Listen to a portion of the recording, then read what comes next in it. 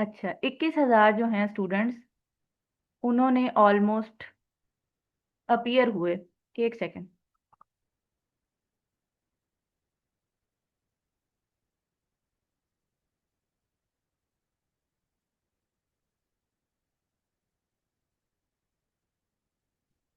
जी।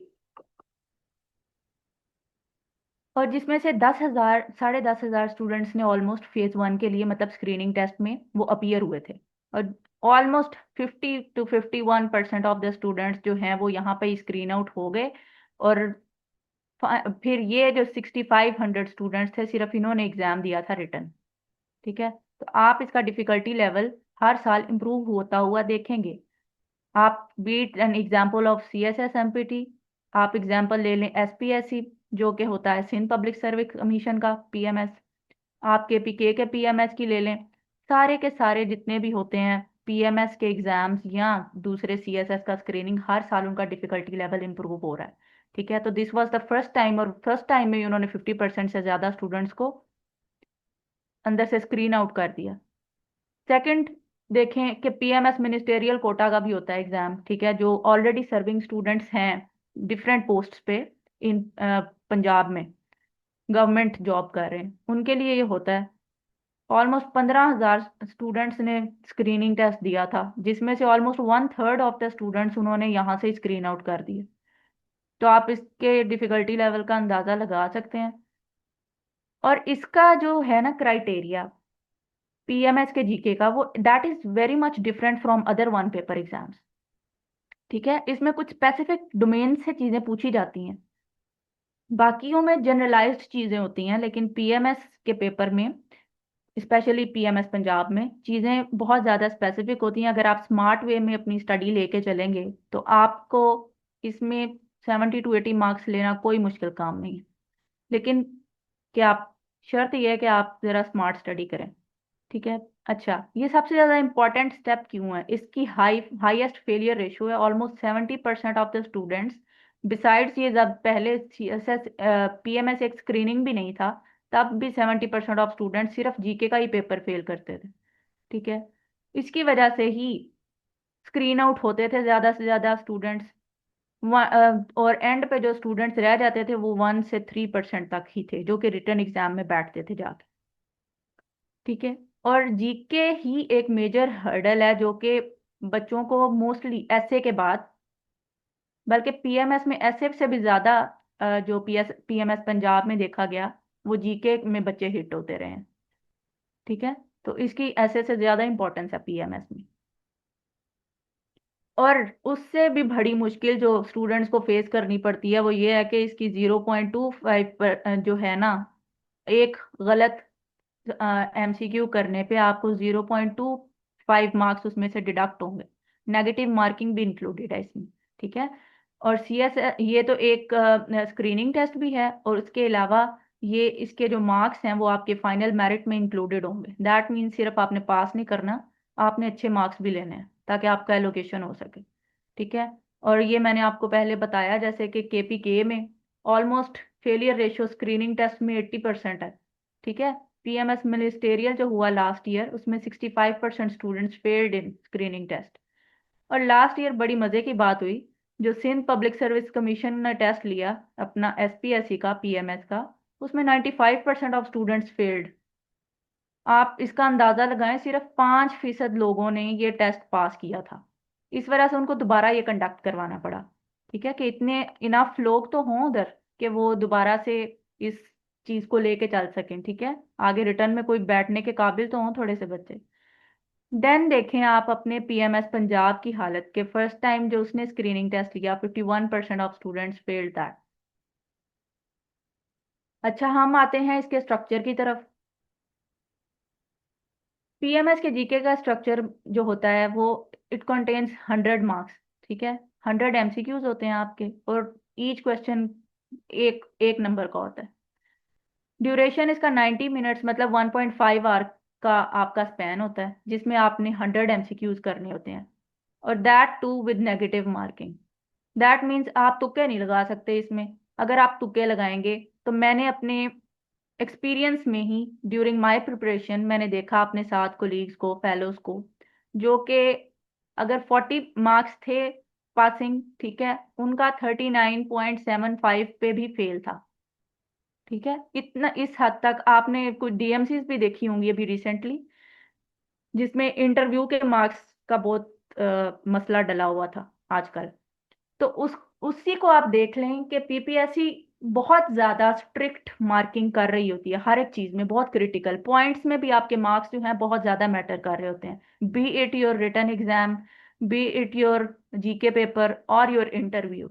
हर stage के ऊपर उन्होंने आपके पॉइंट से भी आपको 0.25 से भी आपको फेल कर देंगे और आप कुछ भी नहीं कर सकते फिर। ठीक है, तो आपको अपनी प्रिपरेशन शुरू से ही इतनी रखनी पड़ेगी, क्योंकि आपका कंपटीशन पाकिस्तान के सबसे ज्यादा जो कह सकते हैं एक एजुकेटेड लॉट है। ठीक है, पंजाब को कहते हैं कि सबसे ज्यादा यहाँ पे ही यूनिवर्सिटीज हैं। ठीक है, सबसे ज्यादा एजुकेटेड लोग यहाँ पे हैं, कोटा भी सबसे ज्यादा टफ यहाँ पे ही होता है। तो इस वजह से आपका कंपटीशन बहुत ज्यादा ब्रिलियंट स्टूडेंट्स के साथ होने वाला है, जिसकी वजह से आपको 40% भी इवन लेने बहुत मुश्किल होते हैं, लेकिन आपको इससे ज्यादा लेने हैं, ताकि आप you can secure N allocation. ठीक है, पेपर इंग्लिश में होता है, जो जीके का होता है सारे एमसीक्यूज इंग्लिश में ही होते हैं। और जो आपका सिलेबस पीपीएससी ने अपने वेबसाइट पे दिया, that is current affairs, physical sciences, biological sciences, food sciences, environmental sciences, computer and general knowledge, ये इन्होंने दिया है। ठीक है, ऑल्दो इसके अलावा जो जो चीजें बहुत सी लिखी नहीं जा चुकी, उन पे पेपर्स आ चुके हैं। ज्यादातर वही चीजें होती हैं जो लिखी भी नहीं गई हुई। ठीक है, क्योंकि ये एक बहुत वास्ट एरिया है। पिछले 15 साल का अगर हम एनालिसिस देखें, ठीक है, जनरल नॉलेज का, उसमें से आप देखें कि सबसे ज्यादा किन पोर्शन से आए। एक सेकेंड, आई गेस समबडी।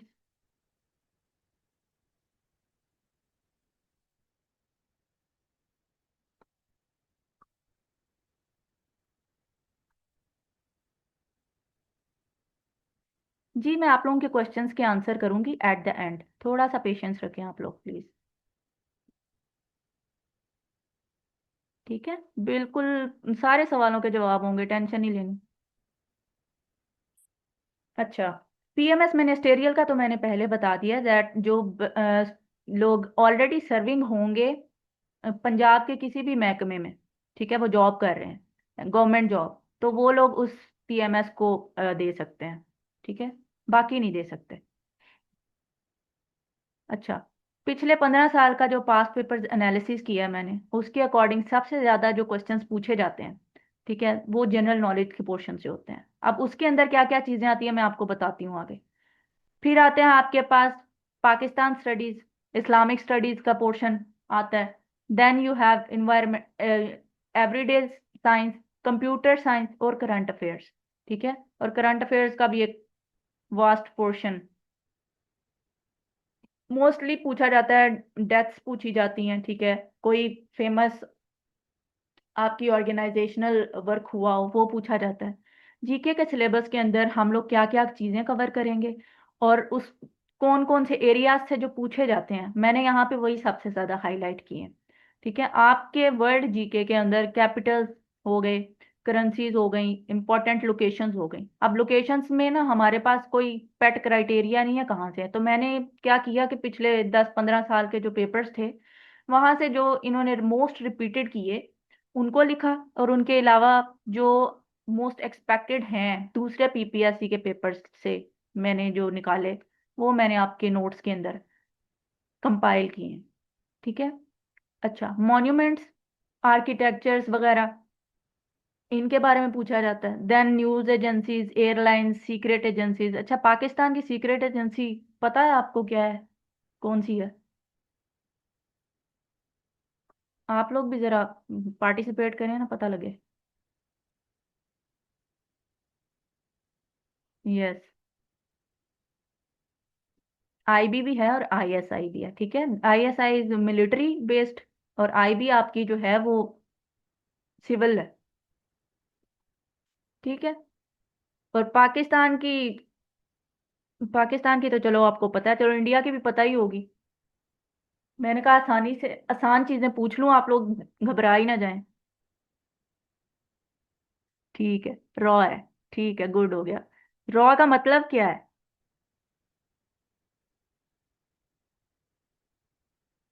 देख के नहीं बताना।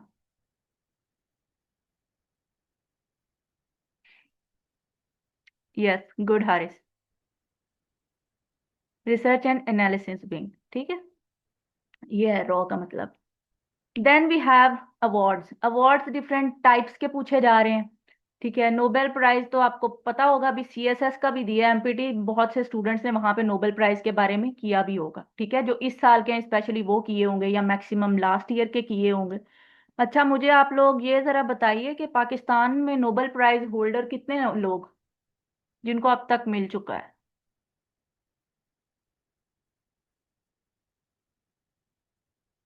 यस, दो लोग हैं। कौन कौन? यस। ना, हारिस आपने गलत बताया है। शर्मीन को कुछ और मिला था। यस, मलाला और अब्दुल डॉक्टर अब्दुल सलाम को, ठीक है। और ऑस्कर जो है वो मिला था शर्मीन उबैद चिनॉय को।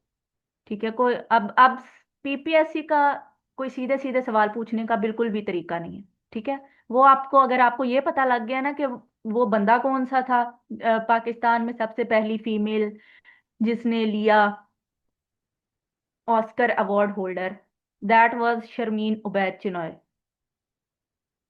अब वो नेक्स्ट आपसे पूछेंगे कि इसने कौन से ईयर्स में लिया। एक इन्होंने 2012 में लिया था, एक 2016 में लिया था।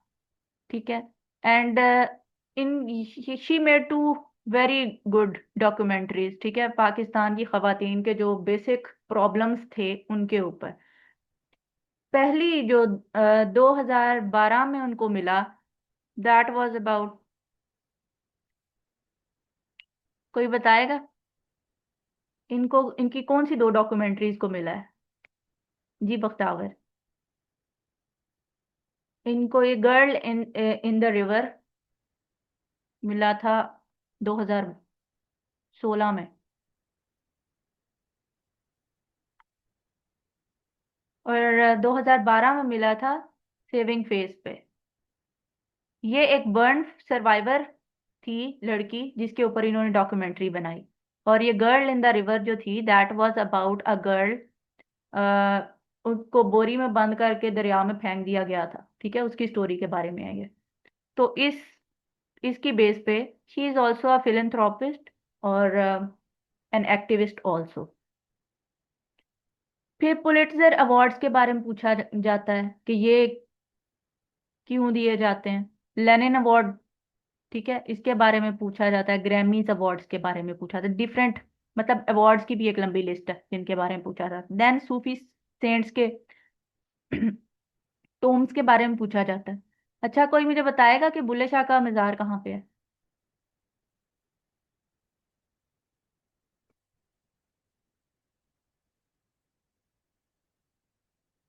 जी, कसूर है, लेकिन आपका यहाँ पे ये कसूर है कि आपने क्यू से कसूर लिखा हुआ है, के से होता है। ठीक है। जी, ठीक हो गया। फिर कुछ लोकल बुक्स के बारे में पूछा जाता है, जैसे हीर रांझा किसने लिखी, सस्सी पुन्नू किसने लिखी। इस तरह के भी सवाल आ चुके हैं पास्ट पेपर्स में। फर्स्ट इन पाकिस्तान, ठीक है, पहले मिलिट्री जनरल कौन से थे, पहले आपके जो फॉरेन मिनिस्टर कौन से थे, इस तरह की चीजें। फिर एडमिनिस्ट्रेटिव और लीगल टर्मिनोलॉजीज भी पूछी जाती हैं। अच्छा, आप लोगों के ना कुछ जो होते हैं, नोटिफिकेशंस आते हैं एफपीएससी और पीपीएससी के, वहां पे एक वर्ड लिखा होता है, कोरिगेंडम। उसका क्या मतलब होता है? ये आपके पीएमएस के पेपर में पूछा जा चुका है।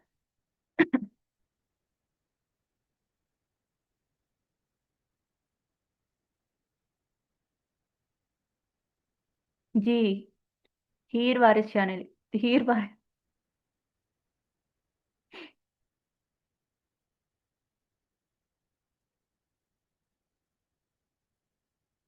हाँ जी।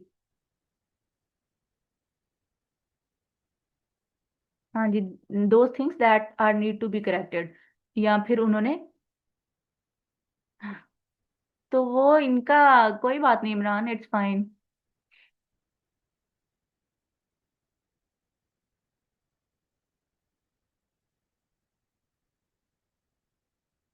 अच्छा, इंपॉर्टेंट डिस्कवरीज और इन्वेंशंस के बारे में भी पूछा जाता है। माउस जो है वो किसने डिस्कवर किया था?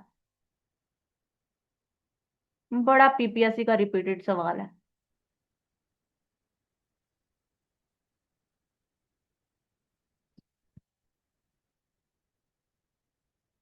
माउस।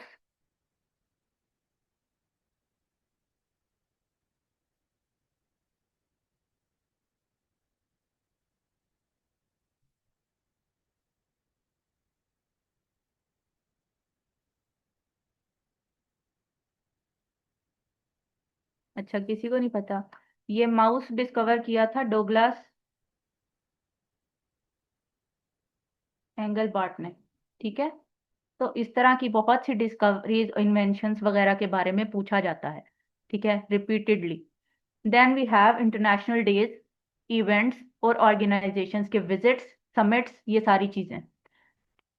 स्पोर्ट्स के इवेंट्स के बारे में भी पूछा जाता है, और स्पोर्ट्स में इस तरह के भी क्वेश्चंस पूछे जाते हैं कि जैसे कोई स्पोर्ट है, जैसे कि आपके पास बैडमिंटन है, उसके कोर्ट का नाम बताएं। बैडमिंटन कोर्ट को क्या बोलते हैं? ठीक है। स्क्वाश में, ठीक है, क्रिकेट के स्टेडियम होता है जैसे, उस तरह ही। ठीक है। फिर कल्चर, ग्लोबल पर्सनालिटीज के बारे में पूछा जाता है, जैसे कि हो गया आपके पास डॉक्टर अब्दुल सलाम ही हो गए, नेल्सन मंडेला हो गए। ठीक है, these are some of the example. Geography में बहुत एक्सटेंसिव पोर्शन आता है। कंट्रीज के बारे में, जैसे मैंने पहले भी कहा, करेंसीज हो गई उनकी डिफरेंट, और चीजें हो गई। ठीक है। उसके अलावा पर्सनैलिटीज, ट्रीटीज, कॉन्टिनेंट वाइज हम करेंगे ये। वॉर्स के बारे में करेंगे, बॉर्डर्स के बारे में। ठीक है, इंटरनेशनल बॉर्डर्स जो होते हैं, इंटरनेशनल लाइंस होती हैं। अच्छा, पाकिस्तान और अफगानिस्तान के दरमियान जो बॉर्डर है, दैट इज वेरी फेमस। उसका क्या नाम है?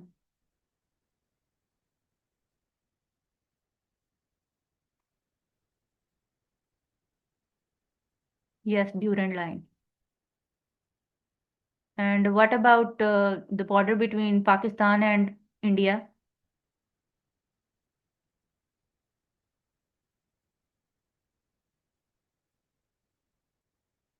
ठीक है। लाइन ऑफ कंट्रोल भी बोलते हैं उसको, इंटरनेशनल बॉर्डर भी बोलते हैं, ईस्टर्न बॉर्डर भी बोलते हैं। Yes, I was searching for this, red Cliff line. ठीक है, रेड क्लिफ लाइन भी बोलते हैं, वर्किंग बाउंड्री भी बोलते हैं। वो डिफरेंट एरियाज पे आपको मैप पे बताऊंगी कि ये चीज डिफरेंट लोकेशंस पे इसका डिफरेंट नाम लिया जाता है। जैसे लाइन ऑफ कंट्रोल जो है, मेजरली उसको बोला जाता है जो कि हमारे आज़ाद कश्मीर और जम्मू कश्मीर के दरमियान है। ठीक है, उसको लाइन ऑफ कंट्रोल बोलते हैं। अच्छा, और इसको पाकिस्तान और इंडिया के दरमियान जो बॉर्डर है, इसको एक लाइन भी बोलते हैं। What is that? जैसे होता है पैरेलल लाइन।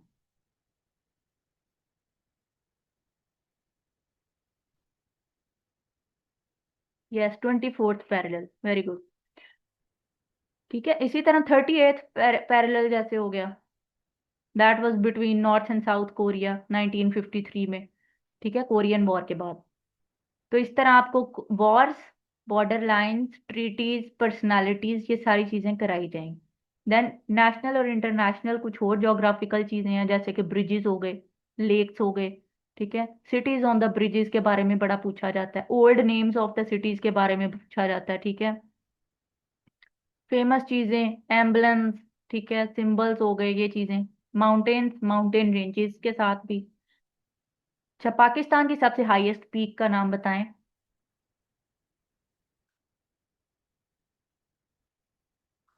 Yes, K2। और ये कौन से माउंटेन रेंज में है?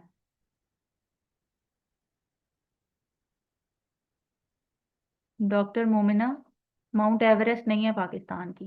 That is in Karakoram. K for K2, K for Karakoram. आपको ऐसे याद रहेगा। ठीक है। और फिर आपके पास हाईवेज, आइलैंड्स के बारे में पूछा जाता है, स्ट्रेट्स के बारे में हो गया, ठीक है। बेस के बारे में पूछा जाता है, पेनिनसुला, मैं यहाँ पे लिखना भूल गई, वो भी चीजें, बहुत सी चीजें ऐसी हैं जो मैंने अभी मेंशन भी नहीं की यहाँ पे। मतलब it is very very extensive जो आपका पीएमएस का जीके है। और मोटरवेज और हाईवेज के बाद N35 लास्ट ईयर आया भी था, आई थिंक 2022 या 2023 वाले पीएमएस। N35 हाईवे कौन सा हाईवे है, इसका नेम, दूसरा नेम क्या है?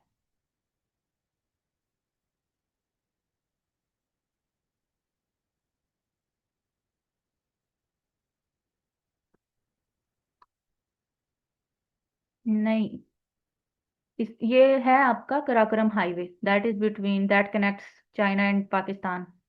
ठीक है। जी, काशिफ ने ठीक से जवाब दिया। Then we have famous beaches. अच्छा, नथिया गली बीच कहाँ पे लोकेटेड है?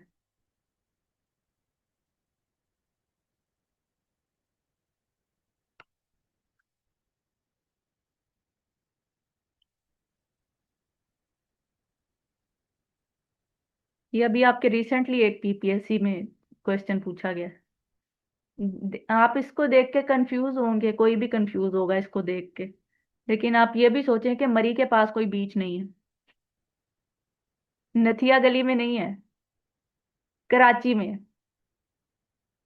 ये इन्फिनिक्स जिन्होंने भी अपना नाम भी नहीं रीनेम किया हुआ, आपने ठीक जवाब दिया, इट इज इन कराची। थोड़ा सा कॉमन सेंस यहाँ पे भी आपने इस्तेमाल करना है कि बीच आपकी कोस्टल एरियाज के पास ही होगी ना।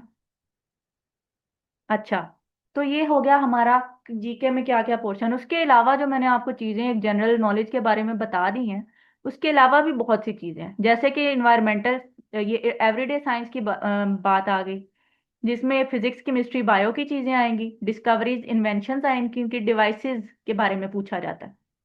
ठीक है, जैसे स्फिग्मो मैनोमीटर किस चीज के लिए यूज होता है, हाइग्रोमीटर किस चीज के लिए यूज होता है? Yes, you have to cram everything, but अगर आपको क्रैमिंग के अंदर कुछ निमोनिक्स मिल जाए तो that is very easy to do, जो कि हम करेंगे इंशाल्लाह। इन्वायरमेंटल साइंस के बारे में भी पूछा जाता है, ठीक है।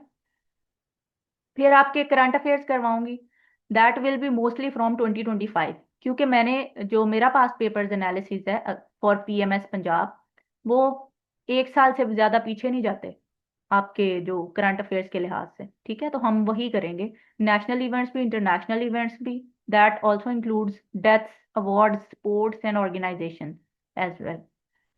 हिस्ट्री की जो है टाइमलाइन, अच्छा, बहुत से ऐसे मेंटोर्स हैं मैंने देखे जिनसे मैंने भी पढ़ा था इवन के they don't consider current affairs as a very important thing for PMS.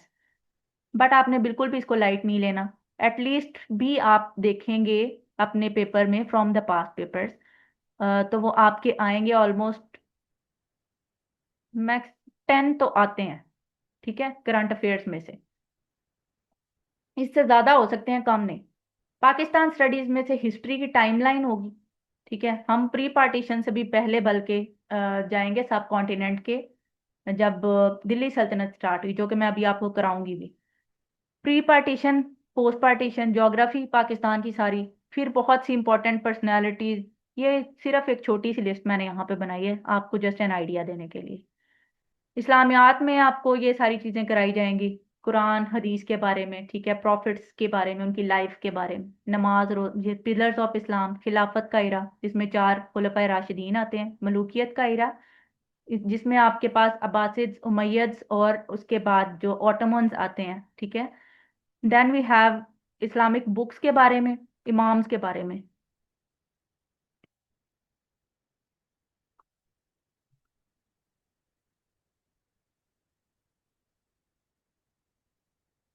आपके सवालों के देती हूँ जवाब, जरा रुकें। अच्छा, कंप्यूटर का जो सिलेबस है, वो आपके जो given syllabus of PMS Punjab है, उधर वेबसाइट के ऊपर उन्होंने ये एक्सटेंसिव सा आपको डराने के लिए लिखा हुआ है। लेकिन आपको ये एक इजी वे में कराऊंगी। ज्यादातर जो चीजें पूछी जाती हैं ना, हम उन पे फोकस करेंगे, क्योंकि पिछले 15 से 20 साल के अंदर जो चीजें आ रही हैं मोस्टली वही चीजें आ रही हैं। और पीपीएससी का ये एक बड़ा ट्रेंड रहा है कि उस ईयर में जो सारे पीपीएससी के क्वेश्चंस वन पेपर्स में आते हैं ना, वो भी बहुत ज्यादा इंपॉर्टेंट है फॉर योर एग्जाम। तो उन सारी चीजों को मैं अपने इसके अंदर इंक्लूड करूंगी इंशाल्लाह। ठीक है। अच्छा, इतना ज्यादा हाई फेलियर रेशो क्यों है इसका पीएमएस जीके का? एक तो आपके पास टाइम बड़ा कम होता है। जब अनाउंसमेंट होगी ना तो उसके 1 to 1.5 to 2 मंथ्स के अंदर अंदर आपका पेपर हो जाता है। अभी आप लोगों को सबसे ज्यादा प्रॉब्लम सबको ये है कि अभी अनाउंसमेंट नहीं हुई और इन्होंने सेशंस भी स्टार्ट करा लिए। वो हमने इसी वजह से कराए हैं क्योंकि हमें एंट्री केसी का पता है। जैसे ही सेशन अनाउंस होगा तो आपके पास इतना टाइम ही नहीं होना कि आप लोग इतनी ज्यादा एक्सटेंसिव तैयारी जो है, स्पेशली जो फर्स्ट टाइम कर रहे हैं पीएमएस पंजाब, उनके पास इतना टाइम नहीं होगा कि वो इतनी सारी चीजें इकट्ठी क्रैम कर सकें। ठीक है। और जो साथ में सीएसएस भी दे रहे हैं उनके लिए तो और भी मुश्किल होगा। और फिर आपको हम जो है सिलेबस बहुत ज्यादा होता है, टाइम बहुत कम होता है, स्टूडेंट्स ओवरवेलम हो जाते हैं उस टाइम पे, उनको समझ नहीं आ रही होती उन्होंने करना क्या है। इसी वजह से इसकी हाई फेलियर रेशो है 70 to 80%। ठीक है। और इतने ज्यादा जो है क्रैमिंग मटेरियल जो है, जो इन्होंने कहा भी अभी, तो वो क्रैम करना शॉर्ट पीरियड ऑफ टाइम में इम- ये इतना ज्यादा आसान काम नहीं है जिसने पहले ये सारी चीजें की भी ना हो। ठीक है। तो वो हम लोग आपको एक स्मार्ट वे में कराएंगे। निमोनिक्स भी आप लोगों की हर एक चीज के साथ ऐड किए जाएंगे ताकि आपको चीजें रट्टे से ज्यादा वो आपके दिमाग के अंदर एक सीक्वेंशियल वे में स्टोर हो जाए। ठीक है। और फिर स्टूडेंट्स क्या करते हैं, उनके पास जो सबसे बड़ा ये प्रॉब्लम है कि स्टूडेंट्स को लगता है कि हम खुद कर लेंगे। खुद आप कर लेंगे नो डाउट, लेकिन इट्स अ कॉम्पिटिटिव एग्जाम। आपने सिर्फ 40 मार्क्स लेके पास नहीं करना, जो कि लेना भी बड़ा मुश्किल है 40 भी। इतना ज्यादा अबंडेंस में मटेरियल मार्केट के अंदर प्रेजेंट है, आप लोग जितनी मर्जी बुक्स ले लें, आपको उसमें से यही नहीं समझ आएगी हमने करना क्या एग्जैक्टली exactly। ठीक है। तो आप लोगों को बेहतर यह है कि आप स्मार्टली चीजों को लेके चलें, रादर देन कि आप बड़ी बड़ी किताबें लेके और उनके रट्टे लगाते रहें बैठ के। इनको ये चीजें उस वक्त ज्यादा आसान हो जाती हैं जब आपको कोई गाइड करने वाला अच्छा हो। ठीक है। और फिर हम मॉक्स नहीं देते स्टूडेंट्स, जिसकी वजह से उनको पता नहीं लगता कि उनकी प्रैक्टिस है कितनी। और फिर अल्टीमेटली जब पहली दफा जाके उधर ही पेपर देंगे तो फिर क्या होगा, फेल ही होंगे। ऑनलाइन अगर किसी ने सेल्फ स्टडी करनी है तो उसके लिए भी रिसोर्सेज मैंने यहाँ पे मेंशन किए हैं। They can consult these websites. अच्छा, हम लोगों का जो यहाँ पे होगा सेशन ऑलमोस्ट 7 वीक्स पे है ये, एक्सटेंडेड। ठीक है। हम लोगों ने पोर्शन स्ट्रेटजी के साथ ये सारा कुछ लेके चलना है। हम लोगों का ये बिल्कुल भी नहीं है बाकी लोगों की तरह के हम लोग चीज़ों को लेके एक्सटेंसिवली लटकाते जाएं। हमारे इंस्टीट्यूट की सबसे बेस्ट चीज़ जो मुझे भी यही लगती है और बाकी स्टूडेंट्स को भी, कि हम लोग चीज़ों को ऑर्गेनाइज्ड वे में लेके चलते हैं and there is no wastage of time. कभी भी क्लासेस डिले होना या फिर आउट ऑफ नो रीज़न। ठीक है। मैंने देखा, मेरे साथ खुद भी बहुत ज़्यादा ये चीज़ें हुई हैं, that's why we understand these things. अब जनरल नॉलेज के जो है ना, ये जो आपको करवाए जाएंगे, ये आपको पीपीएससी के और एफपीएससी के तमाम एग्जाम्स जो आपने वन पेपर किसी ने देने हैं आगे, ठीक है, अनाउंस भी होने वाले हैं, जैसे कि एफआईए का है, आईबी का है, एमओडी का है। ठीक है। ये सारी चीजें ये फेडरल पब्लिक सर्विस कमीशन के अनाउंस होने वाले हैं। फिर पीपीएससी के हर मंथ अनाउंस होते हैं। बहुत से स्टूडेंट्स ने किया होगा अप्लाई, उनके लिए भी, तो उनके लिए बड़ा इंपॉर्टेंट होगा ये। ठीक है। हम पिछले 15 साल के पास पेपर एनालिसिस के करके तो फिर ये सारी चीजें करेंगे। ठीक है। जो कि मैं कर चुकी हूँ। आप लोगों को नोट्स की फॉर्म में वो चीजें दी जाएंगी। और हम लोग जो इम्पोर्टेंट सबसे डोमेन्स है ना उनके ऊपर फोकस करेंगे ताकि टाइम वेस्ट ना हो और मैक्सिमम जो है हम उसमें से यील्ड निकाल सकें। एमसीक्यू बैंक आपके पास एक प्रोवाइडेड होगा। और सबसे जो अच्छी बात एक होगी वो ये है कि आपके हर वीक में अगर 4 दिन क्लासेस होंगी, उन 4 क्लासेस के बाद जो नेक्स्ट 3 डेज आपके फ्री होंगे उनमें आपके टेस्ट लिए जाएंगे। ठीक है। जो आपने उस वीक में पढ़ा उन सारी चीज़ों का टेस्ट होगा। ठीक है। That will be 1 or 2 to 3 test per week.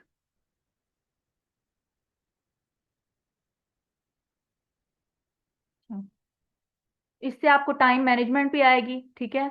और आपको अपनी भी एवेलुएशन साथ साथ होगी कि जो हमने तैयारी की उसके बारे में। ये कुछ हमारे मैंने एमपीटी के 2 बैच पढ़ाए हैं इससे पहले, ठीक है। तो उन स्टूडेंट्स के काफ़ी अच्छे रिव्यूज थे अल्हम्दुलिल्लाह। मेरे 2 बैचेस के स्टूडेंट्स में से कोई एक भी ऐसा नहीं है जो कि फेल हुआ हो एमपीटी में। सारे अल्हम्दुलिल्लाह दे हैव क्लियर्ड इट। तो I aspire this thing for PMS GK as well. इंशाल्लाह बहुत अच्छी तैयारी होगी आप लोगों की भी। और ये हम लोगों ने 10 दिसंबर को स्टार्ट करना है और 4 दिन होंगी वीक में क्लासेस। और रिकॉर्डिंग्स भी आपको अवेलेबल होंगी। जो स्टूडेंट्स लाइव लेक्चर नहीं ले सकते वो रिकॉर्डिंग्स भी ले सकेंगे। At your own pace you can do it.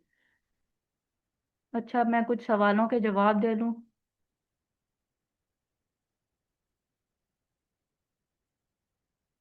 Next session तो अभी महविश मुझे नहीं पता, अभी हम लोग ये सेशन तो पहले कर लें।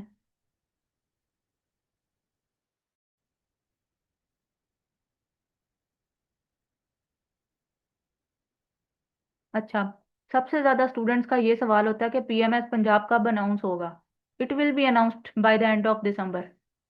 और फिर तब सब स्टूडेंट्स को खलबली पड़ जानी है कि हम लोग जल्दी से जल्दी हमें ऑनलाइन सेशंस मिल जाएं और हम लोग तैयारी करनी शुरू कर दें।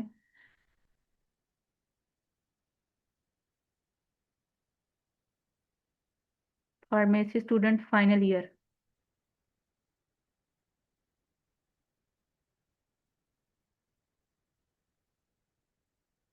अगर आपने तैयारी बिल्कुल भी नहीं की किसी चीज़ की तो पीएमएस तो अभी अनाउंस हो रहा है, तो you can go for that. CSS पे तो आपके पास ज़्यादा टाइम है, तो you can attempt for go for CSS 27। Yes, PMS आप दे सकते हैं। PMS is also easy. अगर मैं क्वेश्चंस के डिफिकल्टी लेवल की बात करूं तो उस लिहाज से जीके जी अगर दिसंबर के एंड पे ये अनाउंस होगा तो with in a month, by the end of January और फेबररी के स्टार्ट में। लेकिन फेबररी में नहीं हो सकता मेरे ख्याल से, क्योंकि वो after the mid of February हो सकता है, क्योंकि तब सीएसएस के एग्जाम चल रहे होंगे।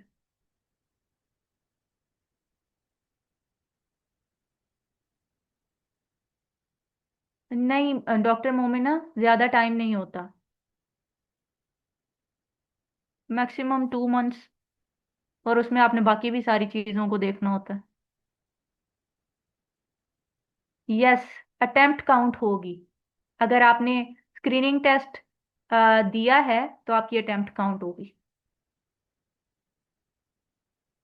एस्पायरेंट शाह, मैं यही बात आपको बता रही हूँ तब से कि पीएमएस और सीएसएस के स्क्रीनिंग में यही चीज़ की डिफरेंस है सबसे ज़्यादा, कि एक तो इसमें नेगेटिव मार्किंग होती है, दूसरी ये बात है कि ये स्क्रीनिंग टेस्ट सिर्फ और सिर्फ एक स्क्रीनिंग टेस्ट नहीं है, इसके मार्क्स आपके फाइनल रिजल्ट में भी काउंट होते हैं। तो सिर्फ अगर जो बच्चा स्क्रीनिंग टेस्ट में भी अपीयर होगा विदाउट प्रिपरेशन, तो वो अपनी सिर्फ जो है अटेम्प्ट ज़ाया कर रहा है एक।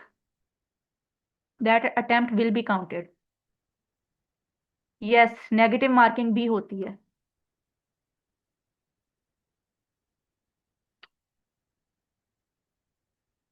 बीपीएस 17 वाले फ्रॉम पंजाब होने चाहिए।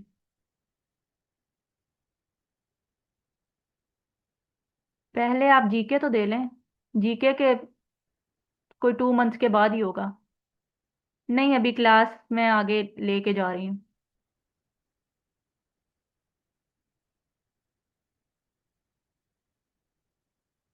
हम लोग स्टार्ट करते हैं हिस्ट्री का पोर्शन।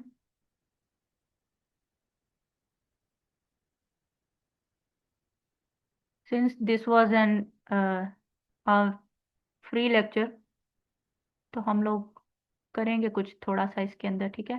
पाकिस्तान स्टडीज का लेक्चर 1 करवाऊंगी, ठीक है, फ्रॉम दिल्ली सल्तनत। अच्छा, दिल्ली सल्तनत जो है दैट वाज एक्सटेंडेड फ्रॉम 1206 से 1526 तक। 320 ईयर्स पर ये एक लंबा अरसा था, ठीक है, जिसको दिल्ली सल्तनत बोलते हैं। 34 किंग्स थे इसके। अच्छा, जितनी भी चीज़ें इसके अंदर मेंशन्ड हैं these had been alternatively asked in the PPSC के एग्जाम्स में। ठीक है, तो जो भी चीजें स्पेशली पीपीएससी के एग्जाम्स में पूछी जा चुकी हैं, all these are very important for your PMS as well. ठीक है। अच्छा, आपने इनको जो डायनेस्टीज है ना, इनको ऑर्डर में याद करना है। ऑर्डर में याद करने के लिए आपने एक निमोनिक याद करना है, SKTSL। ठीक है, इस तरह आप याद करेंगे, slave, Khilji, Tughlaq, Sayyid and Lodi dynasties. Then आपने स्टार्टिंग से याद करना है, 1206 से 1290 तक इसकी डेट है। डेट्स पूछी जाती हैं पीपीएससी में, लेकिन पीएमएस के हवाले से मैं आपको बता दूंगी कौन सी चीज ज्यादा इंपॉर्टेंट है, वो आपने करनी है। ठीक है, तो सबसे ज्यादा एक्सटेंसिव जो टाइम रहा है इनमें से डायनेस्टीज का, वो पूछा जाता है, that is Tughlaq dynasty. Almost 93 years पे था इसका टाइम। ठीक है, फिर इनका ओरिजिन्स डिफरेंट थे सभी डायनेस्टीज के। कुछ तुर्किश ओरिजिन से थी, कुछ अरेबिक थी, कुछ अफगान ओरिजिन से। मतलब ये आए कहीं दूर दूर के इलाकों से थे लोग जिन्होंने ये डायनेस्टीज तख्लीक की। सबसे पहली जो स्लेव डायनेस्टी थी उसको ममलूक डायनेस्टी भी बोलते हैं। Who was the founder of slave dynasty? अच्छा, मेरा पढ़ाने का तरीका ये नहीं है कि मैं सिर्फ बोलती रहूं, आप लोगों को भी क्लास में पार्टिसिपेट करना है। कुतुबुद्दीन ऐबक। ठीक है, this was a very easy thing. Then आपके पास खिलजी डायनेस्टी आती है, देन तुगलक्स आते हैं। स्लेव मतलब पहले जो तीनों हैं, SKT, these three are from Turkish origin. Next जो है आपके पास सैयद डायनेस्टी, दैट इज, उसमें अरेबिक आते हैं ज्यादा। ठीक है, और फिर उसके अलावा जो है आपके पास लोधीज भी आते हैं। स्लेव डायनेस्टी में सबसे पहले मैंने आपसे पूछा था कि ओरिजिन, इसका फाउंडर कौन है? कुतुबुद्दीन ऐबक। ठीक है, कुतुबुद्दीन ऐबक के बारे में पूछा जाता है, इसका मज़ार कहाँ पे है?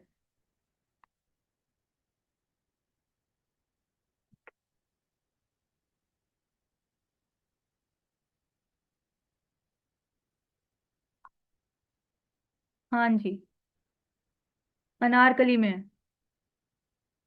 अनारकली, लाहौर।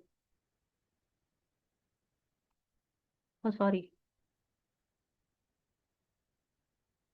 हाँ ठीक है, अनारकली लाहौर में है। अच्छा, he died while playing a very famous game.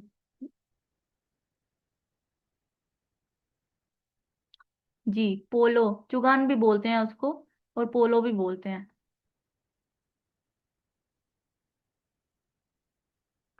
ये खेलते हुए जो है इनकी डेथ हो गई थी। अच्छा, इन्होंने कैपिटल जो है ना दो प्लेसेस में डिवाइड कर दिया था, लाहौर में भी था इनके दौर में और दिल्ली में भी था। ठीक है, और इनका जो टाइटल था दैट वाज लकबाश। This is also very important. अच्छा, कुतुब मीनार के बारे में पूछा जाता है कि ये कहाँ पे है? कि इनके नाम पे बना था, it is in Delhi. Check. अच्छा, पीपीएससी में ये बड़ी बहुत चीजें, एक तो फाउंडर के बारे में, एक लास्ट जो उनके रूलर होते हैं वो पूछे जाते हैं बहुत ज्यादा। फिर जो सेकंड वाला है वो दैट इज ऑल्सो इम्पोर्टेंट। ठीक है, तो एटलीस्ट आपको इनके नाम लाजमी याद होने चाहिए। Second ruler was Aram Shah and third one was Shamsuddin Iltutmish. First slave dynasty के बारे में ये सारों के नाम एटलीस्ट आपको याद होने चाहिए, क्योंकि दीज आर वेरी इंपॉर्टेंट। अब शमसुद्दीन इल्तुतमिश जो है ना, ये कुतुबुद्दीन ऐबक के ही सन इन लॉ थे। ठीक है, और इनकी बेटी थी Razia Sultana. Who was Razia Sultana? She was first women ruler of the sub continent, में पहली खातून थी जो जिनको बादशाहत का ओहदा मिला था। और सिर्फ 4 साल तक ये जी उस बादशाहत को लेके। इनके भाई ने इनका कत्ल कर दिया उसके बाद। ठीक है, फिर गयासुद्दीन बलबन आते हैं इनके बाद। ठीक है, इनके बारे में पूछा जाता है कि बाबा फरीद जो थे आपके सूफी सेंट, उनकी उन्होंने गयासुद्दीन बलबन की बेटी से शादी की थी। ठीक है, तो this was also important. Last जो इनके रूलर हैं दैट इज मुइजुद्दीन कैकबाबाद।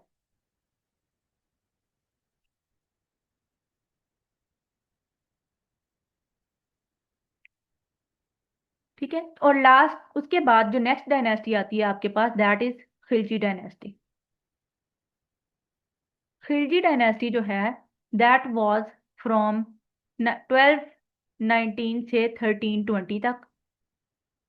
इनके जमाने में कोड लैंग्वेज जो थी वो पर्शियन थी। ठीक है, फारसी बोलते थे उस टाइम पे, आपको पता है, अगर आप लोगों ने पाकिस्तान अफेयर्स वगैरह पढ़ा हो तो उसके अंदर बताया जाता है कि इनके दौर में जो डिफरेंट किस्म के सूफी सूफीज आए थे, शाह वलीउल्लाह हो गया, और उसके अलावा शेख अहमद सरहिंदी हो गए, ये कोर्ट में जाके सिर्फ और सिर्फ पर्शियन करते थे। इवन अलामा इकबाल तक, जो डिफरेंट ऑथर्स थे, वो अपनी ज्यादातर किताबें पर्शियन में ही लिखा करते थे। क्यों? क्योंकि उस दौर उस टाइम पे ज्यादातर लोगों को आती ही पर्शियन थी, ना कि उर्दू या हिंदी। ठीक है। अलाउद्दीन खिलजी तो थे, इन्होंने divine right of kingship introduce कराया था। मतलब कि जो किंग है वही सब हर एक चीज है। ठीक है, उसके हाथ में हर एक चीज है, ही इज डिवाइन किंग। उनको अल्लाह ने उसको एक बहुत एक पहुंची हुई हस्ती बना के भेजा है यहाँ पे, and he can do anything, nobody can deny him. ठीक है। पर इन्होंने, अलाउद्दीन जो था, ही इंट्रोड्यूस स्पाई सिस्टम। ठीक है। फर्स्ट क्वेश्चन बड़ा इंपॉर्टेंट है, बार बार पूछा जाता है कि अलाउद्दीन कौन सा ऐसा था, अ, खिलजी डायनेस्टी में नहीं, वो डायरेक्टली पूछते हैं दिल्ली सल्तनत में, ऐसा कौन सा किंग था जिसने स्पाई सिस्टम इंट्रोड्यूस कराया? That was Alauddin Khilji. इन्होंने फिक्स्ड प्राइस सिस्टम भी इंट्रोड्यूस कराया था उस दौर में। ठीक है। और लास्ट जो खिलजी रूलर था ना, उसका नाम था कुतुबुद्दीन मुबारक। कुतुबुद्दीन सिर्फ एक नहीं था, एक कुतुबुद्दीन आपने पहले पढ़ा, और second is here in the second dynasty, उसका लास्ट रूलर। वो फर्स्ट था और ये लास्ट है। ठीक है। और ये अलाउद्दीन खिलजी का सबसे छोटा बेटा था, और इसका भी कत्ल कर दिया गया, गयासुद्दीन तुगलक ने किया। And he was the founder of next dynasty, that was Tughlaq dynasty. अच्छा, आप लोगों को सिर्फ ये होगा कि शायद इतना इतना करवाएंगी तो हम लोग ना कर सकें। ये इतनी चीजें जो है ना, ये सारी की सारी कंपाइल्ड है फ्रॉम योर पास्ट पेपर्स। तो यही सबसे ज्यादा इंपॉर्टेंट चीजें हैं जो आपको आनी चाहिए। इसके अलावा आपने पीएचडी तो करनी नहीं है, जितना आप स्मार्टली लेके चलेंगे चीजों को, आपको वो आएंगी। ठीक है। तुगलक डायनेस्टी के जो फाउंडर थे, ही वाज गियासुद्दीन तुगलक। 1320 में इन्होंने, एंड 5 साल तक इनकी हुकूमत रही थी, 1325 तक। ठीक है। सेकंड थे आपके पास मोहम्मद बिन तुगलक, और मोहम्मद बिन तुगलक ही थे वो जिन्होंने सबसे ज्यादा काम किया इन तुगलक डायनेस्टी। ठीक है। कॉपर करेंसी इन्होंने इंट्रोड्यूस कराई थी। ठीक है। उसके अलावा इब्ने बतूता थे एक स्कॉलर, ट्रेवलर। ठीक है। वो भी इनके दौर में ही सब कॉन्टिनेंट में आए थे। तो ये क्वेश्चन पूछे जा चुके हैं पीपीएससी में कि सबसे पहले कॉपर करेंसी जो है वो इंट्रोड्यूस किसने कराई थी in the subcontinent? That was Muhammad bin Tughlaq. And Ibn Battuta visited subcontinent in whom era, and he was Muhammad bin Tughlaq. Then था आपके पास फिरोज शाह तुगलक। ठीक है, थर्ड आ गए। लास्ट जो इनके रूलर हैं, that is Naseeruddin Mohammad.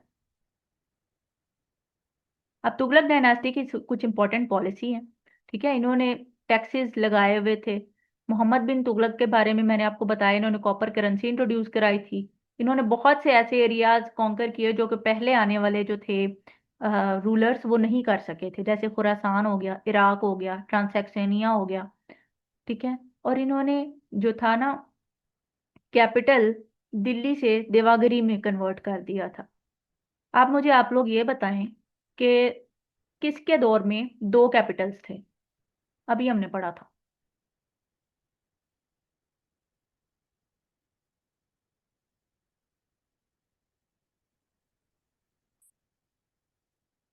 Yes, Qutubuddin Aibak के दौर में कौन से दो कैपिटल्स थे?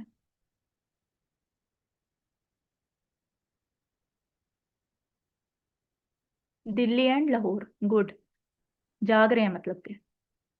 अब आपने ये याद रखना है कि तुगलक डायनेस्टी में कैपिटल चेंज हो गया दिल्ली से, जो दिल्ली वाला था वो देवागिरी में चेंज हो गया, मतलब इन्होंने दिल्ली से ट्रांसफर कर दी यहाँ पे पावर।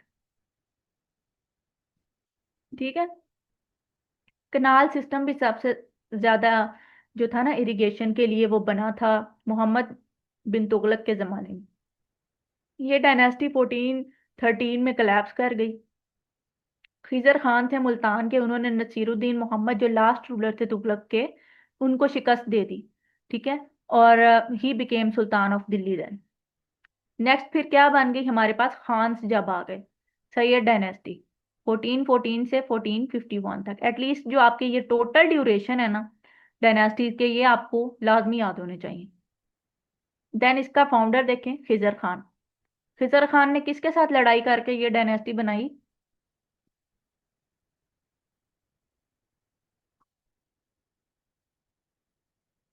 हाँ जी, अभी मैंने बताया।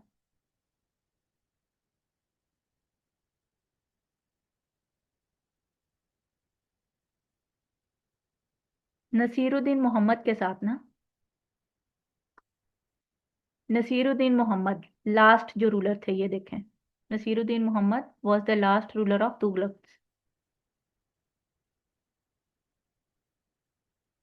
देन मुबारक शाह थे इनके second ruler.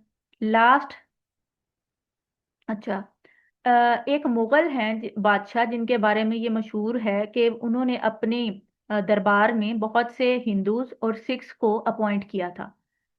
Who is he, who was he? Yes, Akbar. अब आपने यहां से ये बात याद रखनी है कि अकबर के अलावा भी एक थे, ठीक है, बादशाह जिन्होंने ये काम किया था उनसे पहले।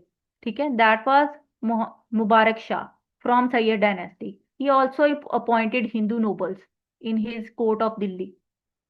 ठीक है, और इन्होंने एक तो हिंदूज को अपॉइंट किया, दूसरी इन्होंने अपने जमाने में जो एक सिटी न्यू बनाई थी, मुबारकाबाद। और इसके बारे में पूछा जाता है कि ये कौन से दरिया के किनारे बनाई गई थी? जमुना, जो गंगा जमुना आप लोग सुनते हैं ना, उनमें से जो जमुना था दरिया, उसके किनारे पे बनाई गई। और फिर जो इनका लास्ट रूलर था दैट वाज आल्सो अलाउद्दीन। और इसको रिमूव किया था बहलूल लोदी ने। फिर बहलूल लोदी, इसका ये मतलब हुआ नेक्स्ट डायनेस्टी का आपका फाउंडर है, that is Lodi dynasty. This was the last dynasty of Delhi सल्तनत। ठीक है,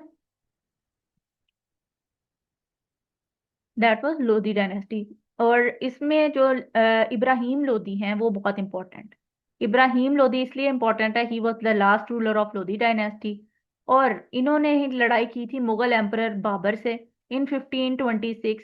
पहली बैटल ऑफ पानीपत हुई पानीपत के मकाम पे, जिसमें जो बाबर थे उन्होंने इब्राहिम लोधी को शिकस्त दी और मुगल एम्परर की अ, अ, बुनियाद रखी। इन लोधीज ने लोधी गार्डन्स भी बनाए थे, आर्किटेक्चरल इंपॉर्टेंस इनकी ये है, और शीश गुम्बद बनाया था, ठीक है, अपने जमाने में। And this is Ibrahim Lodhi.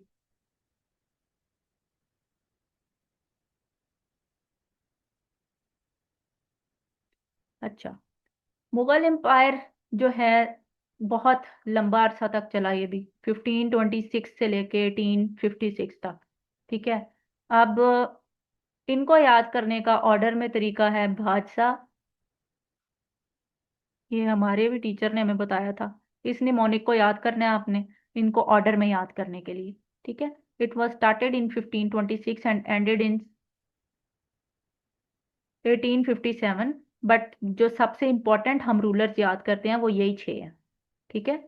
और 1857 में जब वॉर ऑफ इंडिपेंडेंस हुई थी, उस टाइम पे कौन था last ruler, last Mughal emperor?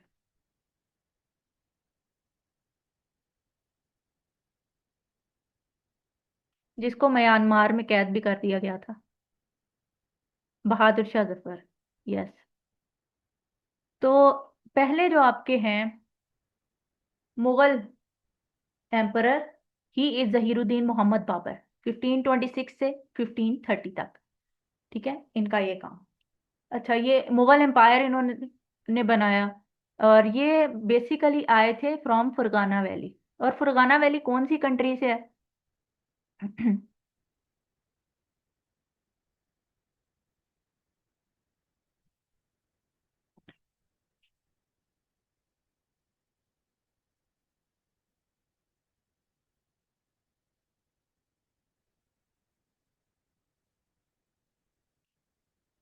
Yes, Uzbekistan से।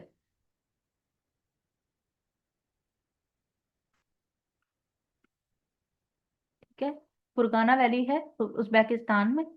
और जो बाबर थे, इनका जो फैमिली लाइनेज है वो तिमुरिद एम्पायर से इसको बोला जाता। तिमुरिद एम्पायर इसको क्यों बोलते हैं, कोई बता सकता है?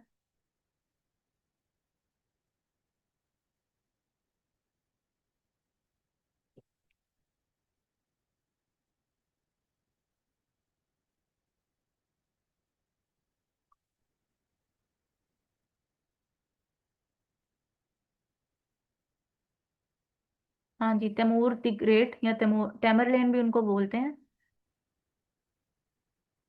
इनके फैमिली लाइनेज फ्रॉम इनकी ननियाल की तरफ से उनके साथ मिलता था। और मंगोल्स के साथ भी इनका लाइनेज मिलता है फ्रॉम वन साइड। ठीक है। तो उसके इनकी ऑटोबायोग्राफी का नेम पूछा जाता है। ऑटोबायोग्राफी वो होती है बुक जो आप अपनी ही लाइफ हिस्ट्री पे लिखते हैं खुद ही। ठीक है, बाबर ने ये खुद लिखी अपनी किताब तो उसके बाबरी। ठीक है। और बाला हिसार फोर्ट, जैसे मैंने आपको बताया ना, जीके में पूछी जाती हैं चीजें, ये भी पूछा जा चुका है बड़ी दफा कि बाला हिसार फोर्ट जो है पेशावर में प्रेजेंट है, ये किसने बनाया था? कौन से मुगल एम्परर ने बनाया था?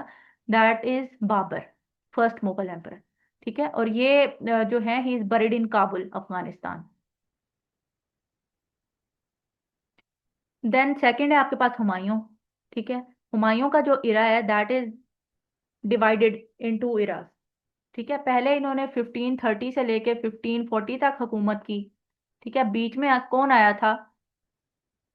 और फिर उसके बाद 1555 से लेके 1556 फिर 1 साल तक हुकूमत की। Who came in between this?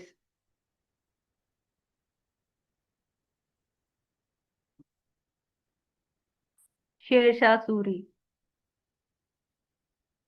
Yes, Suri dynasty इस दरमियान वाले इरा में रही थी। ठीक है। तो 1540 में एक बैटल हुई थी, बैटल ऑफ कनौज। कनौज भी बोलते हैं और खनौज भी बोलते हैं, जो भी आपको सही लगे। ठीक है, खनौज थी। और इसमें शेर शाह ने हुमायूं को शिकस्त दी और सूरी डायनेस्टी की बुनियाद रखी। बहुत मल्टीपल टाइम्स बैटल्स के नाम पूछे जा चुके हैं पीएमएस में। ठीक है। और कोई बता सकता है जी शेर शाह सूरी का असल नाम?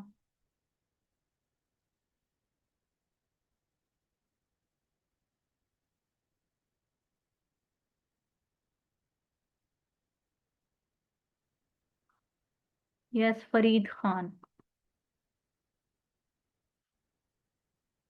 शेर शाह सूरी के बारे में आपने दो इंपॉर्टेंट चीजें याद रखनी है हिस्टोरिकली। जीटी रोड बनाया था इन्होंने। ठीक है। और सेकंड चीज, किला रोहतास जो कि जेहलम में है। और ये भी पूछा जा चुका है हिस्टोरिकल मॉन्यूमेंट्स में। अच्छा, अब हुमायूं जो है, हुमायूं के एरा के बारे में पूछा जाता है कि ही फेल फ्रॉम रॉयल लाइब्रेरी से, ये गिर गए थे स्टेयर्स से। ठीक है। और एग्जैक्ट डेट भी पूछी गई है, 24 जनवरी 1556 को ही डाइड। और ये क्यों गिरे थे वैसे?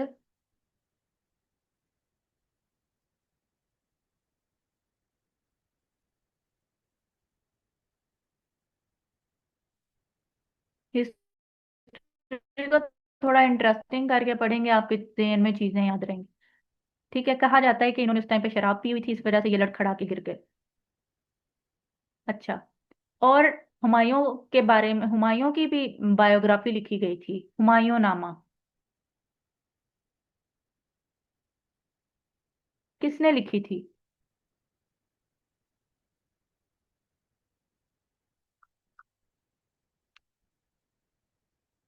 नहीं, मुमताज बेगम नहीं थी। गुलबदन बेगम थी। गुलबदन भी बोलते हैं, गुलबदीन भी बोलते हैं। ठीक है, शी वॉज हिज सिस्टर जिन्होंने लिखी।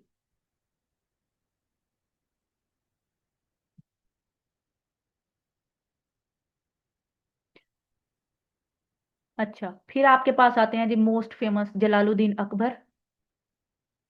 इन्होंने ये बने थे जी 13 साल की उम्र में बादशाह। कहाँ पे ये पैदा हुए थे? बड़ा फेमस सवाल पसंद है पीपीएससी वालों को। उमरकोट में पैदा हुए थे, yes, that is in Sindh. ठीक है। और ही वॉज बॉर्न इन 1542। और जो शेर शाह सूरी था, वो उसका बेटा था सिकंदर सूरी। उसको इस इसने बैराम शाह के साथ मिलके उसको शिकस्त दी थी और उसको बंगाल में एग्जाइल कर दिया था 1557 में। And when did this happen? ये बैटल कौन सी थी? Battle of Panipat second.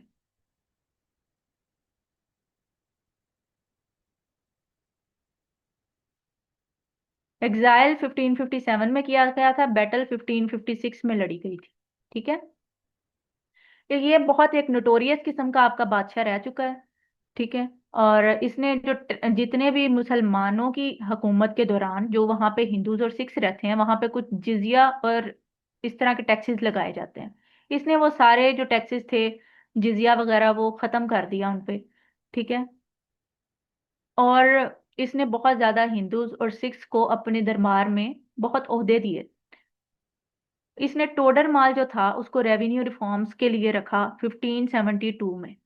ठीक है। He was the first national and secular king, जो कि किसी एक मजहब को नहीं मांगता था। इसीलिए इसने क्या किया, इबादत खाना भी बना दिया अपना, और अपना ही दीन इसने क्रिएट करके शुरू कर दिया, नाउजुबिल्ला। 1582 में, this is a very repeated question, कि दीन इलाही कब इंट्रोड्यूस हुआ था? 1582 में हुआ था। ठीक है। और सबसे ज्यादा लॉन्गेस्ट सर्विंग रूलर है ये मुगल एम्पायर का। and he died in 1605 and he is buried in Sikandra.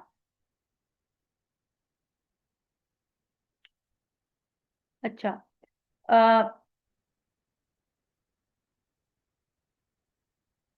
Battle of Haldi Ghati बड़ी इंपॉर्टेंट है। इन टर्म्स के ये पूछी जाती है। जितना जितनी की चीज कोई हमें याद रहनी चाहिए, हम उतनी ही याद करेंगे। ठीक है। बैटल ऑफ हल्दी घाटी हुई कब?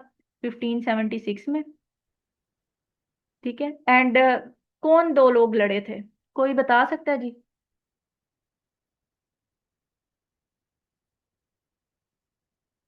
जी जी। बड़े इम्प्रेस्ड लग रहे हैं आप लोग मुझे अकबर से।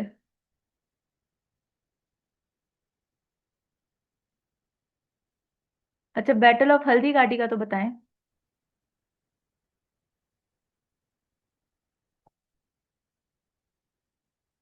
अच्छा, इसका आपने याद रखना है। ये बैटल हुई थी अकबर ने की वर्सेस महाराजा प्रताप।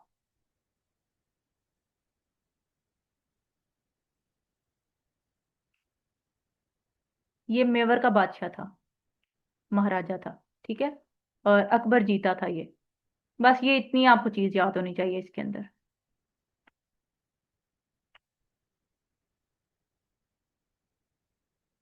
बहुत सी चीजें ऐसी हैं जो मैंने इसके अंदर ऐसे नहीं लिखी होती, तो फिर मैं वो आपको लिख के बताती हूँ, या उसी वक्त बताती हूँ कि दिस इज इम्पोर्टेंट, तो you have to write it down.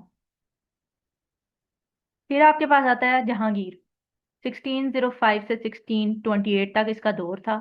अच्छा, ये सबसे ज्यादा मम्मी डैडी किड था मुगल एम्पायर का। इसके बड़े निकनेम्स रखे प्यार में इसके अम्मा अब्बा ने। सलीम रखा, फिर शेखू रखा। ठीक है। जिसको हम कहते हैं ना शहजादा सलीम, जिसकी महबूबा थी Anarkali. And Anarkali is buried where?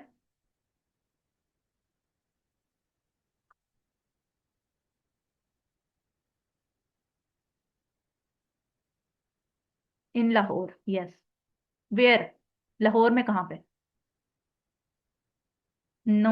बादशाही मस्जिद में कहाँ उसको बेचारी को आपने दफना दिया है? नहीं, अनारकली में तो कुतुबुद्दीन ऐबक थे ना।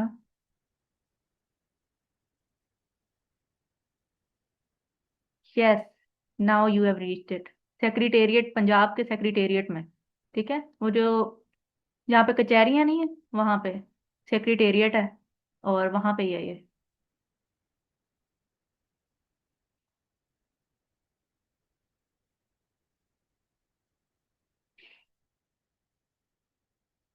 अच्छा। अच्छा, जहांगीर वो मुगल, फर्स्ट मुगल एम्परर थे जिन्होंने ब्रिटिशर्स को अलाउ किया कि वो इंडिया में आकर ट्रेड करें। मतलब आपके अब तक की सब सारी मुश्किलात जो है ना, वो आपने सारे गुनाह जहांगीर के सर पर डाल रहे हैं। वो इस वजह से, क्योंकि जहांगीर ही वो अजीम इंसान थे जिन्होंने ब्रिटिशर्स को अलाउ किया कि हाँ जी आप आए, और सब कॉन्टिनेंट में आके डेरा लगा लें और हमारा बेड़ा गर्क करके चले जाएं। ठीक है। और इनके बारे में पूछा जाता है यही कि इनके पास आए थे सर थॉमस रो 1615 में।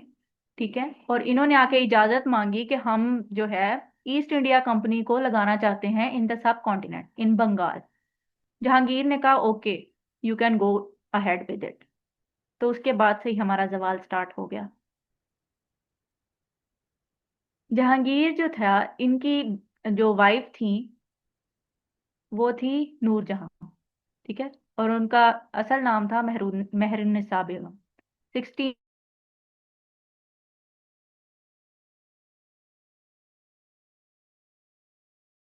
मैंने आपको बताया कि ये बड़े मम्मी डैडी किड थे, तो इनके शौक भी इसी तरह के थे। अब इनको हिरन, एक इनका पेट था जिससे ये बहुत ज्यादा बेइंतहा प्यार करते थे, जैसे कि ये अनारकली से करते थे, लेकिन इन्होंने नूरजहां से शादी कर ली। उसी तरह खैर हिरन का इस ये अनारकली से भी ज्यादा प्यार था इनसे। इस वजह से जब वो हिरन जो है उसकी डेथ हुई तो उसके नाम पे एक मकबरा बना दिया in Sheikhupura. That is known as Hiran Minar. अब आपको याद रहना चाहिए हिरन मीनार किसके साथ एसोसिएटेड है, विद जहांगीर। ठीक है। और शेखुपुरा क्योंकि इनका निकनेम था शेखू, उस बेस पे ही इसका नाम है शेखुपुरा। 1627 में इनकी डेथ हुई थी। ठीक है। और द ओनली मुगल एम्परर जिनका टोम जो है वो इधर है, हमारे पाकिस्तान में, दैट इज जहांगीर, शादरा में है।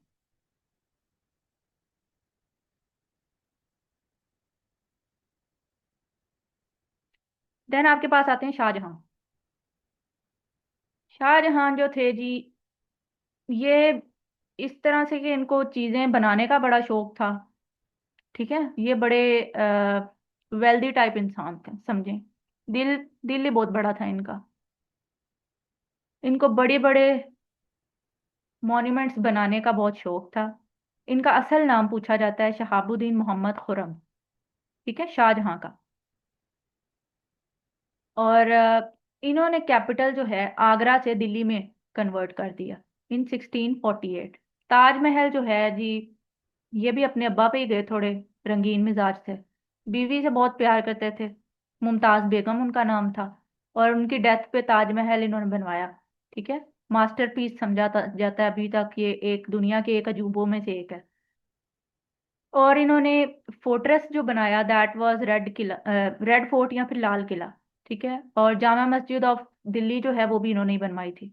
और जो आपका फेमस पीकॉक थ्रोन है, जो कि इनके बेटे ने जब ब्रिटिशर्स को अलाउ कर दिया तो उसके बाद वो इनसे ही छीन के ले गए थ्रोन, जो कि क्वीन एलिजबेथ पहन के घूमती रही है मरने तक। वो शाहजहां ने बनवाया था अपने लिए।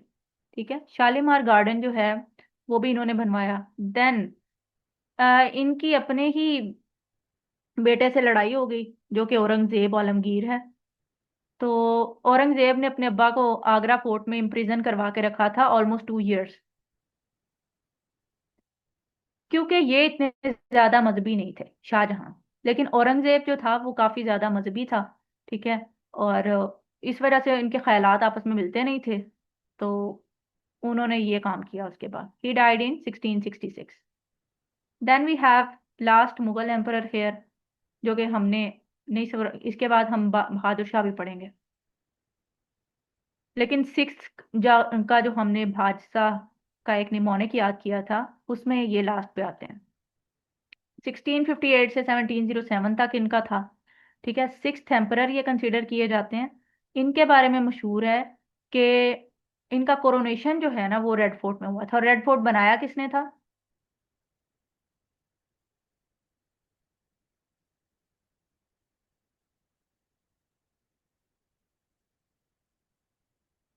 नहीं जी, मैं मुगल नहीं। हाँ जी, शाहजहां ने, इनके अब्बा ने। ठीक है। और जिंदा पीर इनका टाइटल है। वो आपने याद रखना है, क्योंकि ये मजहबी बहुत ज्यादा था, इसलिए पीर का वर्ड आपको याद रहना चाहिए। इसने अपने दौर में म्यूजिक और डांस, जो कि मुगलों का बहुत शेवा रहा, ठीक है, अयाशी, और बहुत ज्यादा अपनी वेल्थ लुटाते रहते थे फजूल कामों में, तो उसने ये आके बंद कर दिया, हर एक चीज बैन कर दी।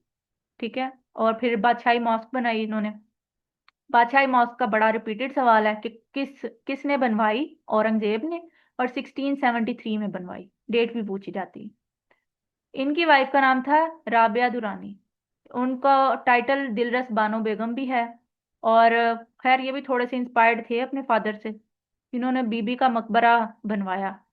That is on the death of Dilras Bano Begum. ठीक है, बीबी का मकबरा। और इनके फादर ने ताजमहल बनाया था, तो इन्होंने कहा मैं क्यों पीछे रहूं। खैर, ही डाइड इन 1707। अच्छा, बादशाही मॉस्क के बारे में एक और सवाल आता है कि बादशाही मॉस्क जो है, इसको जो आर्किटेक्ट जिसने बनाया था उसका नाम क्या है? ये आपने याद रखना है, नवाब जैन यार।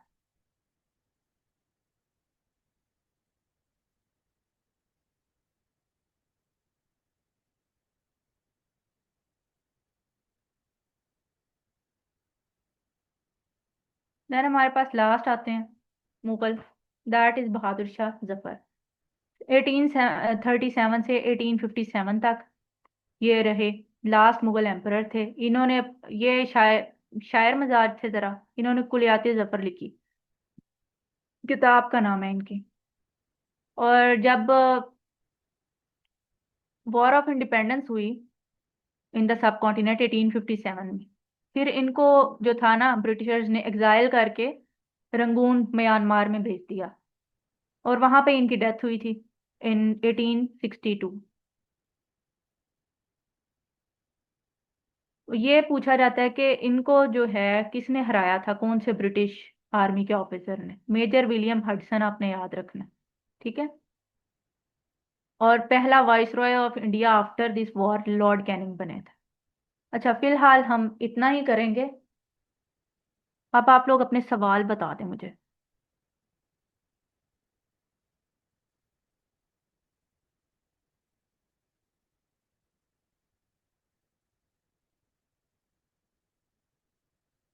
हाँ जी, एनी क्वेश्चंस?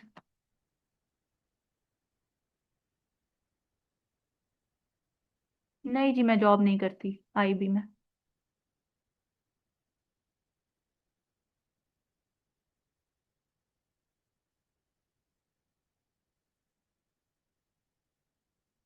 मैंने इतना ही करवाना था।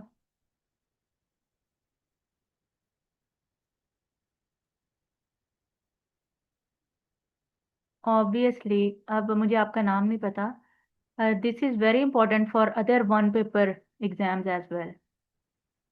आपने जो वन पेपर एफपीएससी के हो गए या पीपीएससी के हो गए, सबके लिए ये जो सेशन है, क्योंकि वहां पे ज्यादातर जनरल नॉलेज आता है, करंट अफेयर्स आते हैं, पाकिस्तान स्टडीज, इस्लामियात, यही सारी चीजें आती हैं। लेकिन नहीं जी, 10 से स्टार्ट होंगी हमारी क्लासेस, 10 दिसंबर से। चीजें वही होती हैं। लेकिन जैसे अगर मैं चाहती को, तो एमपीटी का जो सेशन मैंने कराया था उसमें भी बहुत सी चीजें थी। अगर मैं चाहती तो उसको लेके परसू करवा लेती। लेकिन पीएमएस का जो है ना, एक कह सकते हो यॉन्ड्रा, that is entirely different from the CSS. और पीपीएससी थोड़े और किस्म के सवाल कर रहा होता है। अ, और सीएसएस स्क्रीनिंग जो है वो तो बिल्कुल ही डिफरेंट है फ्रॉम पीएमएस, और वन पेपर से भी।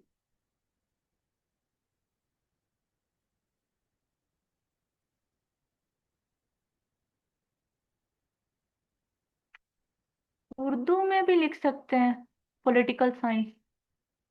Like I don't know anyone जिसने अभी तक उर्दू में लिखा हो। मैं किसी को नहीं जानती पर्सनली इस वजह से, और मुझे नहीं लगता कोई भी रेकमेंड करेगा ये चीज़ कि आप लिखें। PPS is Punjab public service commission, जो कि कंडक्ट कराता है various one paper one papers, ठीक है।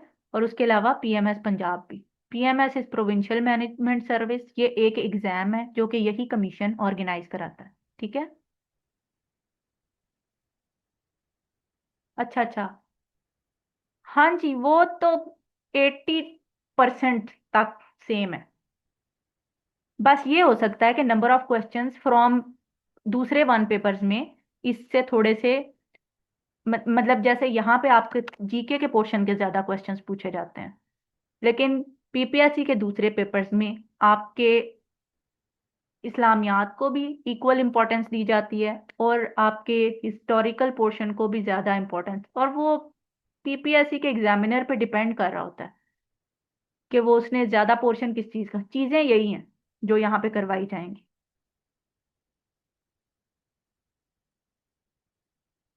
जी महविश, मैं आपकी बात समझ गई हूँ, लेकिन मैं जस्ट आपको बता रही हूँ ये बात कि मैं मेरा इंटरेक्शन किसी ऐसे बंदे से नहीं हुआ जो कि जिसने उर्दू में अटेम्प्ट किए हो, political science specially.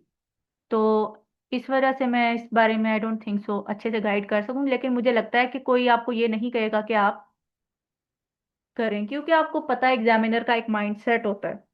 Believe me कि एग्जामिनर का माइंडसेट वही है आपका, जिस तरह का एक आपके बोर्ड के एग्जाम्स होते थे ना, उसी तरह का माइंडसेट है, मोर और लेस। उसको चीजों की यहाँ पे क्वांटिटी भी ज्यादा चाहिए, उसको क्वालिटी भी बहुत ज्यादा चाहिए।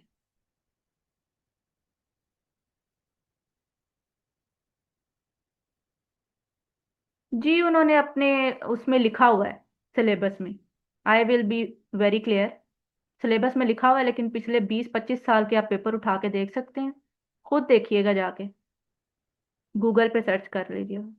तो किसी एक भी पेपर के अंदर मैथ्स का सवाल नहीं है।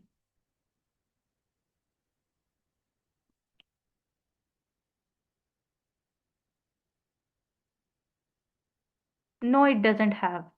बाकी पीपीएससी के पेपर्स में फिर भी आते हैं questions, almost like 15, I guess 15 to 20, लेकिन इसमें नहीं आते। यस इमरान, बिल्कुल ऐसी ही बात है। सीएसएस फेडरल फेडरल बोर्ड नहीं होता, वो एफपीएससी लेती है, फेडरल पब्लिक सर्विस कमीशन। और पीएमएस जो होता है वो हर एक प्रोविंस का अलग होता है। पंजाब में पीपीएससी लेती है, सिंध में एसपीएससी लेती है, ठीक है। इसी तरह केपी पीएमएस लेती है। सबके कमीशन अलग हैं, और जो इंडिविजुअल प्रोविंशियल में अलग ले रहा है। हाँ जी, इन टर्म्स ऑफ मैट्रिकुलेशन आप यही कह सकते हैं, that is fine.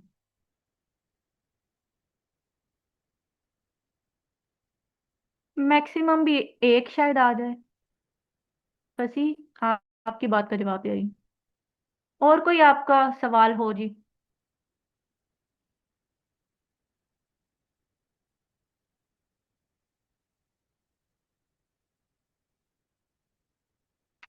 PMS 17 scale का होता है। वन पेपर जॉब आपकी बहुत से स्केल्स की होती है, ठीक है। 14, 15, 16, बिलो भी इससे।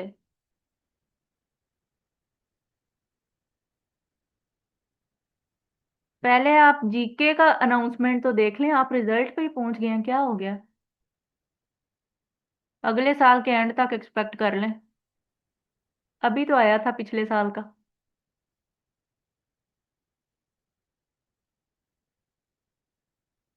ठीक है, और कोई सिवा कोई इंपॉर्टेंट सवाल है तो अभी बताएं मुझे।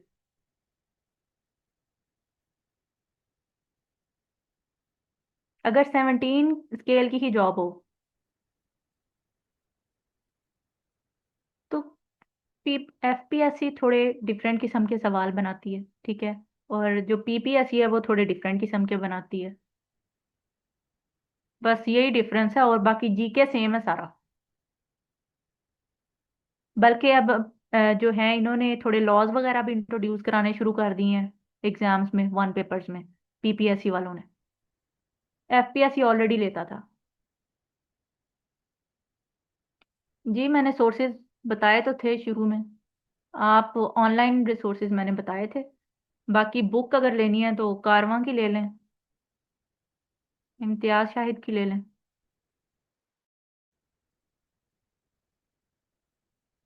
This is more than enough अगर आप डेडिकेटेडली फ्रॉम जीरो भी स्टार्ट करें, लेकिन आपको अपना अच्छा खासा टाइम जो है इसको देना पड़ेगा। आई हैव नो आइडिया फसी। ठीक है गाइस, फिर 10 को मिलते हैं क्लास में।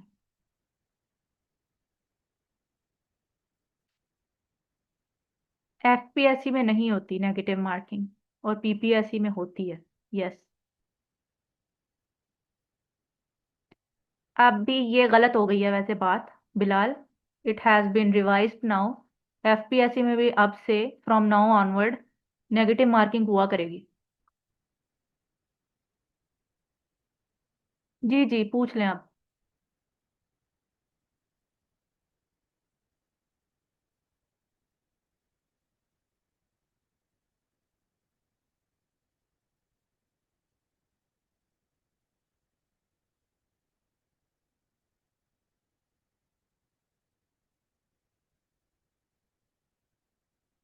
To prepare optionals. ऑप्शनल्स का वीडियो सोर्स तो मैंने तो कोई नहीं कभी किया किसी को रेकमेंड, या फिर I have no idea about it.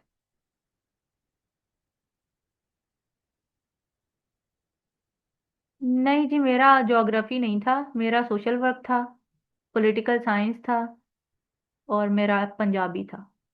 लेकिन हमारा इंस्टीट्यूट आपको ज्योग्राफी करवाएगा। अभी 10 के बाद से अनाउंस होने स्टार्ट हो जाएंगे हमारे सेशंस।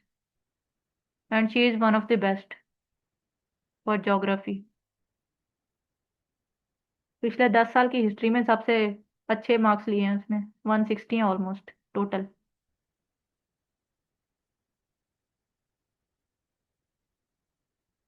आप महविश, अभी आपने पहला कदम उठाया है और आप इस तरह की बातें सोच रही हैं, बिल्कुल भी अपना मोराल डाउन करने की ज़रूरत नहीं है। Just take your first step और मेहनत करें, इंशाल्लाह होगा, क्यों नहीं होगा, इतनी भी कोई इम्पॉसिबल चीज़ नहीं है।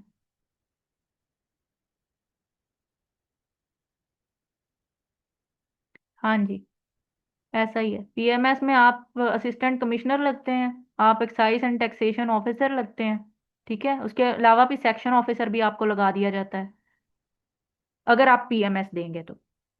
लेकिन अगर आपने पीपीएससी को कोई और करनी है, जैसे एडी एलडीए हो गया, एडी बाकी हो गए लीगल ऑफिसर्स, अभी रिसेंटली मैं देख रही थी एड वगैरह आए हुए थे, ठीक है। और एडी टीपा हो गया, पैरा हो गया, इस तरह की चीजें, मतलब और बहुत सी होती हैं पोस्ट वैसे तो। लेकिन मैं आप सबको ये जरूर रेकमेंड करूंगी कि आप पीएमएस लाजमी दें।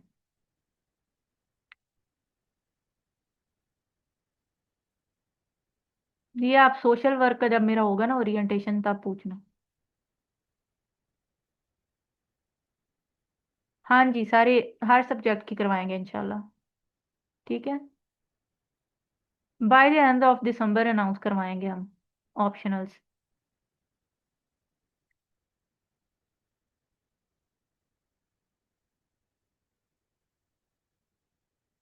ठीक है गाइस, मिलते हैं फिर क्लास में। Thank you so much.